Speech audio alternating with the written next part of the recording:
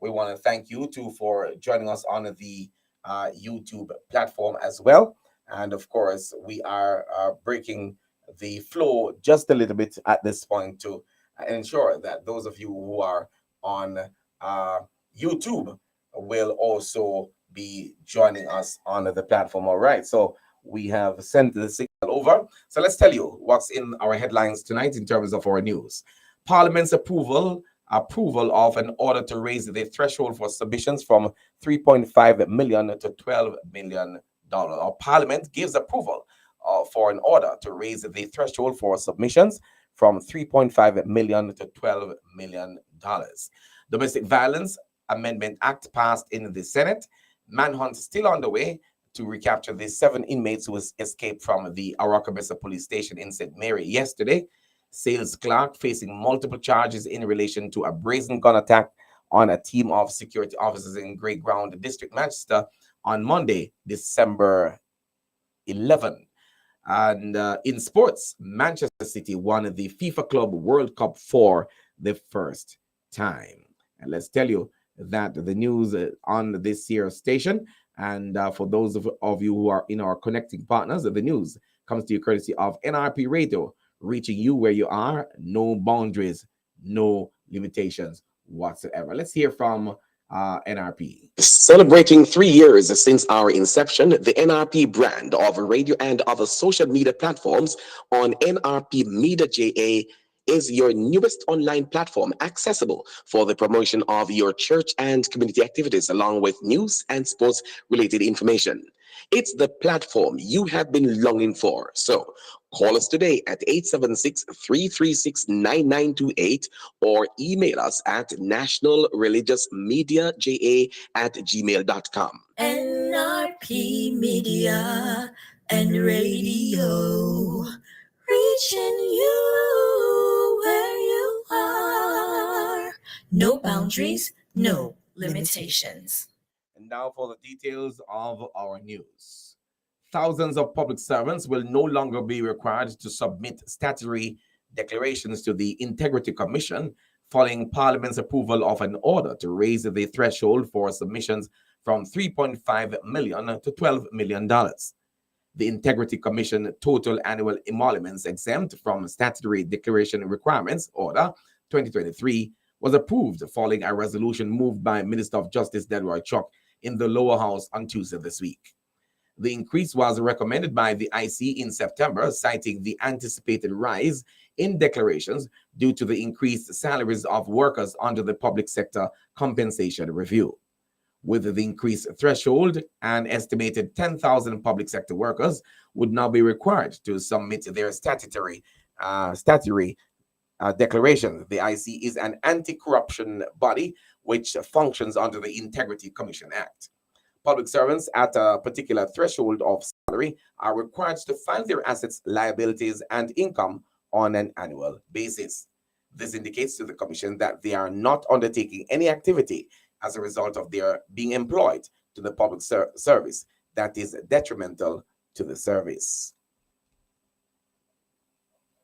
Members of the Senate yesterday passed the Domestic Violence Amendment Act, which will provide greater protection to victims of domestic violence. The legislation has been amended to provide for increased penalties for breaches of the protection orders from a maximum of $10,000 to that should be a minimum of $10,000 to a maximum of $1 million and a sentence of up to 1 year in prison. Additionally, more categories of persons can make an application for a protection order. Minister of Foreign Affairs and Foreign Trade, Senator Kamina Johnson-Smith, who piloted the bill, said the review of the legislation is long overdue, noting that it seeks to afford greater protection to victims of domestic violence and assist them in their search for security and redress to these acts.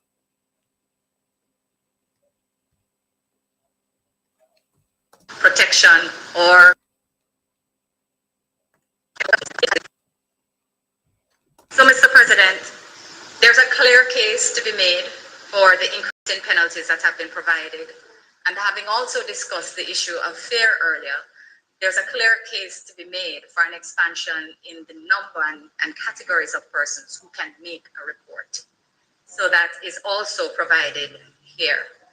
The scope of protection orders and the ability of the court to grant orders which go beyond protection or occupation orders, that is the provision of a court to make such order as it sees fit, is also an important expansion to be brought before this chamber.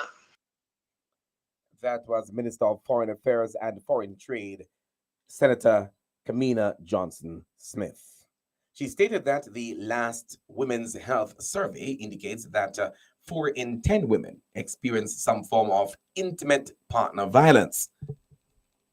Senator Smith said that the government continues to undertake measures to address the issue of domestic violence. She said these include the establishing of shelters island-wide, the establishment of domestic violence intervention centers at police stations in 8 parishes, special training for members of the police force, and the formation of a national coordination unit within the Jamaica Constabulary Force JCF Community Safety and Security Branch. There is still no indication this evening from the police in particular as to the whereabouts of the 7 men who escaped custody from the Orcabessa police station yesterday. At news time, when our newsroom contacted the police, neither at the local or national level was any indication of whether intelligence was leading the security forces to recover any of the men who made their escape. Those still on the run are 24-year-old Trey Walker of Claremont St. Anne, who was charged for rape, 5-year-old Jamala Vernon of Boscobel St. Mary, who was charged for robbery, 22-year-old Philip Williams of Belfield St. Mary, who was charged for shooting with intent, 22-year-old Linton Bailey of Jacks River St. Mary, who was charged for shooting, 26-year-old LaShawn Davidson of Jacks River St. Mary, who was charged for shooting, 21-year-old Nolanda Atkinson of Pimento Walk St. Anne and Boscobel St. Mary, who was charged for robbery, 28-year-old Gavin Hurd of Stony Hill St. Andrew and Enfield St. Mary was charged with murder. The Orcabessa police is asking anyone with information that can assist them in locating the escapees to contact them at 876-726-0698, Crime Stop at 311, the JCF tip line at 811, or the nearest police station. You're tuned to news right here on NRP Radio. It is 10:46. The Jamaica Constabulary Force is advising Jamaicans who receive barrels from overseas during the festive season to be careful when displaying the empty containers bearing their relatives' personal information. Head of the Jamaica Constabulary Force Corporate Communications Unit, Senior Superintendent of Police Stephanie Lindsay, told a recent JIS think tank that while these containers are very useful for garbage disposal, she reminded that it was important to distort the shipping information to deter fraudsters and other criminals. SSP Lindsay urged Jamaicans to use a marker or something because what they do is they study the information and turn up at your gate pretending to be sent by someone from abroad. And they are connected to the person, and because they have all the information, they're able to provide information that convinces the unsuspecting person that they are legitimate. Meanwhile, the senior superintendent further urged that when securing transportation involving luggage and valuables from the airport, particularly during the busy travel season, it is best to travel with someone that you know. And SSP Lindsay is urging persons to practice general safety at home to guard against robberies and other incidents during the Christmas holiday. According to her, householders need to be careful of persons turning up at their homes seeking help, as many culprits use this time to exploit elderly people and children by turning up at people's home pretending to be known to the family or pretending to be soliciting either clothes or food. She reminded that some are actually working in collaboration with criminal networks. A sales clerk is facing multiple charges in relation to a brazen gun attack on a team of security officers in Grey Ground District, Manchester on Monday, December 11. 2 counts of robbery with aggravation, wounding with intent, possession of a prohibited weapon, possession of a prohibited weapon with intent to injure, possession of prohibited weapon to cause serious damage to property, and conspiracy to rob have been laid against 19-year-old Armani Brown of Hotline Avenue in St. Catherine. Reports on the Mandeville police are that about 6:40 p.m., the guards were at a business establishment when they came under gunfire. When the shooting subsided, Brown, his accomplice, and a guard who received gunshot wounds were taken to hospital where the accomplice died, and the guard and Brown were treated. A Winchester .38 firearm with 4.38 rounds of ammunition was also seized. Following an investigation, charges were laid against him on Thursday, December 21. He is scheduled to appear in the Manchester court on Wednesday, December 27. Finally, in the news tonight, organizers of parties for the Christmas holiday season are being reminded to apply for the requisite permits before they stage these events. Head of the Jamaica Constabulary Force, SSP Stephanie Lindsay, said that it is important for all parties involved to be aware of these events so that the necessary safety precautions and assessments can be done by the police. SSP Lindsay reminded that persons need to get a permit from the local authority, such as the Kingston and St. Andrew Municipal Corporation or the parish department. For some events, she reminded that party organizers will need a fire certificate from the fire department, while others will need to make contact with JCAP, the Jamaica Association of Composers, Authors, and Publishers Limited, to see if they will have an interest in their event as well. She explained that under the Noise Abatement Act, it is required for organizers to make a written request or application to the commanding officer for the parish or the division in which they intend to host that event at least 10 days prior to hosting the activity or the event. You're listening to news on NRP Radio and on our connecting partners, your primary Christian source for news, sports, and the weather on nrpmediaja.com. Reaching you where you are, no boundaries, no limitations. Now let's give you some sporting information and reminding you now that the sports tonight comes to you courtesy of our friends at Hepburn's Glass. Hepburn's Glass Supplies is the latest trend-setting supplier of glass and mirrors in the industry. We specialize in tinted and clear glasses, as well as mirrors for all your windows, doors, and closets at very competitive prices. To maximize your shopping experience, we stock 316 and 1/8 mirror thickness and 316 and quarter thickness in our entire stock of float glasses. We have in stock gloves, cutters, and suction cups at unbeatable prices. Our customer service is second to none, with same-day cutting for your specific measurements. Visit our office at 13 Chisholm Avenue, Kingston 13. Call us at 9080962 or email hepburn.glass@gmail.com. Hepburn's Glass. Quality service is our priority.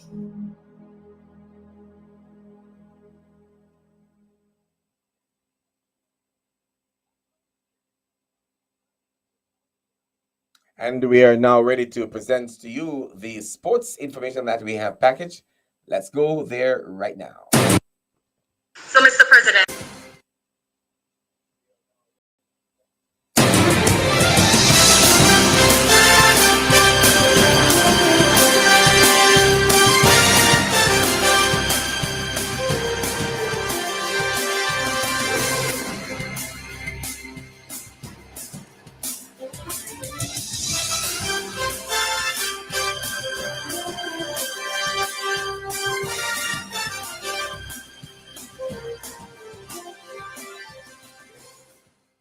Right now, and we bowl off or kick off. Which is it?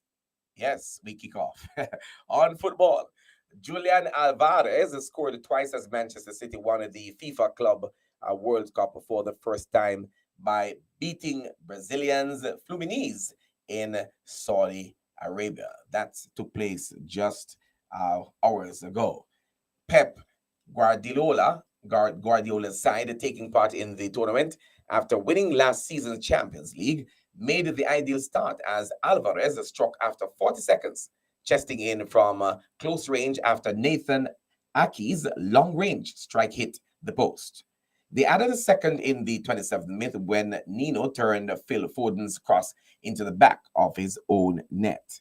England's Foden then got on the score sheet himself in the second half when he darted through the middle to prod in Alvarez's cross before the Argentine forward got his second in the 88th minute with a clinical strike into the far corner. Success meant City emulated Manchester United, Liverpool, and Chelsea in lifting the Club World Cup, but became the first English side to win 5 trophies in a calendar year. The treble of Premier League, FA Cup, and Champions League last season was followed by the UEFA Super Cup in August. And on cricket, Matthew Mott and Jos Buttler led England to T20 World Cup glory in 2022 and will aim to defend their title in June. England have exciting things in the pipeline despite a 3-2 T20 series defeat by the West Indies, says head coach Matthew Mott. Jos Buttler's side were beaten in both white ball series on the tour, having lost the one-day international leg 2-1. England will look to defend their T20 World Cup title in the West Indies and the United States in June 2024. Mott said, quote, "We really could not have gotten many more lessons from this tour," said Mott after defeat in the 5th T20. He added that the West Indies thoroughly deserved their win, but they would have had some really good performances. And as a result, the English do have some exciting things in the pipeline. England fought back from 2-0 down to level the series after 2 incredible batting efforts, chasing 223 and hitting their T20 record of 267 as Phil Salt smashed consecutive centuries before losing the decider in Trinidad by 4 wickets in a slow-scoring encounter. That's sports in our NRP news. Late news right here, brought to you by Hepburn's Glass. They are located at 13 Chisholm Avenue in Kingston. Let's now move on to give you some weather coming up right after this.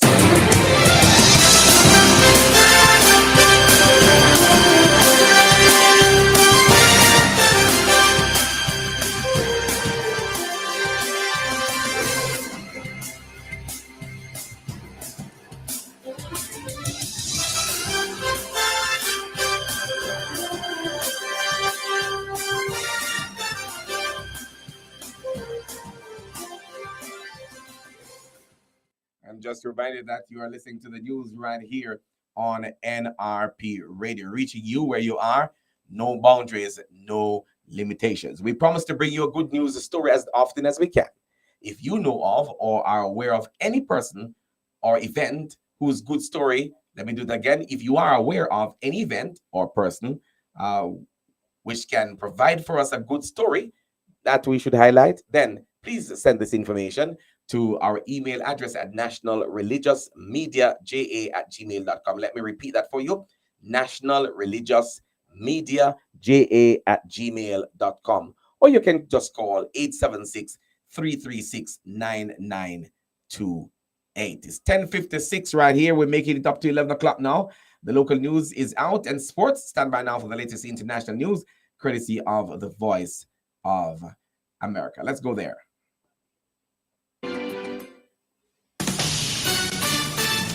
This is VOA News. I'm Alexis Strope. Health officials in Hamas-run Gaza say the Palestinian death toll there has surpassed 20,000. That figure was released Friday. It is the latest indication of the staggering cost of the war as Israel expands its ground offensive and ordered tens of thousands more people to leave their homes. The deaths amount to nearly 1% of the territory's pre-war population. They are just one measure of the devastation wrought by the conflict that over 11 weeks has displaced nearly 85% of Gaza's people and leveled wide swaths of the tiny coastal enclave.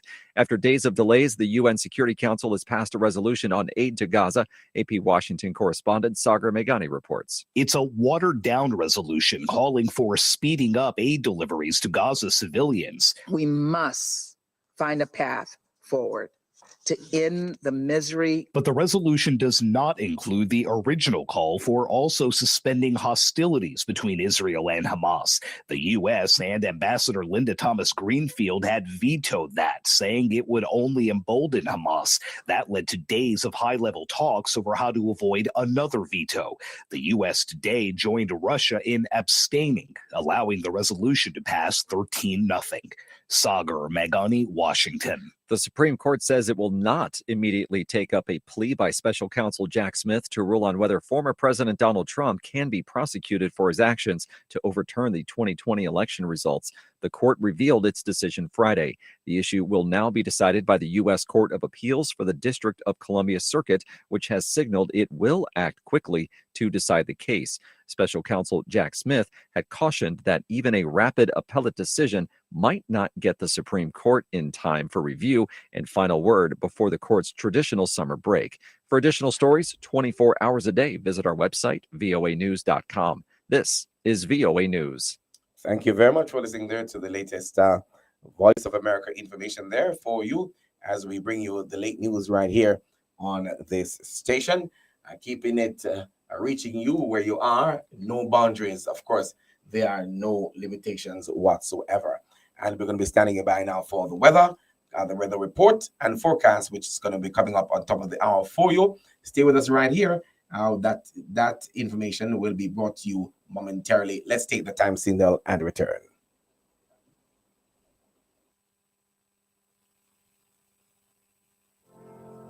St. Matthew chapter 24 verse.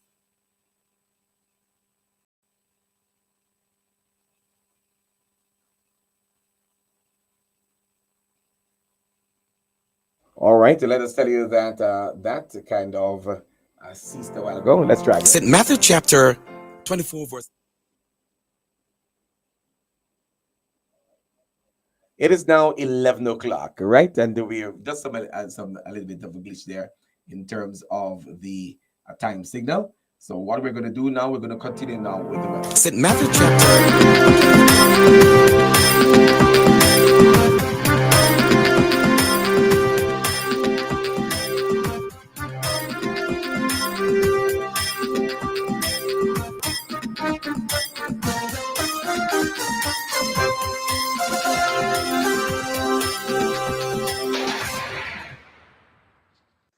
And the National Meteorological Service of Jamaica is reporting this evening that there is a trough. Yes, there is a trough that is across Jamaica.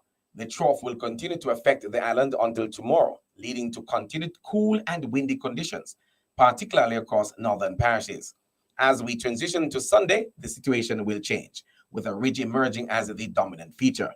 In the 24-hour forecast this evening into tonight, yes, indeed, isolated showers across north central and eastern parishes, partly cloudy elsewhere. Possible thunderstorms across eastern and south central parishes as well, and it will also be cool. Tomorrow morning, expect isolated showers across north central and eastern parishes, partly cloudy to mostly cloudy elsewhere, and it will also be cool.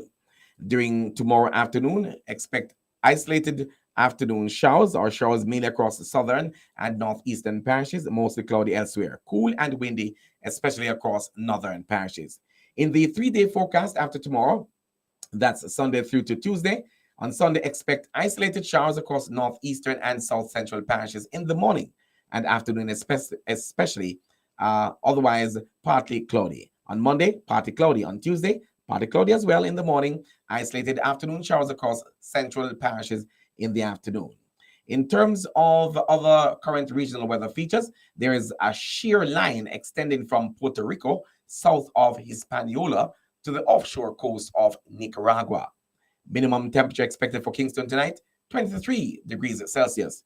And minimum temperature expected for Montego Bay tonight, 23 degrees Celsius. That is the latest weather report and forecast right here in terms of the NRP news. With that, we've come to the end of our news presentation. But before we go, here are the headlines once again. Parliament's approval of an order to raise the threshold for submissions from $3.5 million to $12 million has been passed. Domestic Violence Amendment Act passed in the Senate. Manhunt still underway to recapture the 7 inmates who escaped from the Aracabessa police station in St. Mary yesterday. Sales clerk facing multiple charges in relation to a brazen gun attack on a team of security officers in Grey Ground, Manchester on Monday, December 11. And in sports, Manchester City won the FIFA Club World Cup for the first time. The full information package today came to you courtesy of NRP Radio, reaching you where you are, no boundaries, no limitations. Here is your invitation to join us again on Monday morning at 6:30 a.m. for the NRP Break of Day newscast. I am Leon Nash for NRP News, and we're wishing for you a great rest of your night. And please keep it locked right here on this station, the station for the nation. Of course, we depend on you to continue to spread the word that we are here 24 hours per day, 365 days per year. This is news.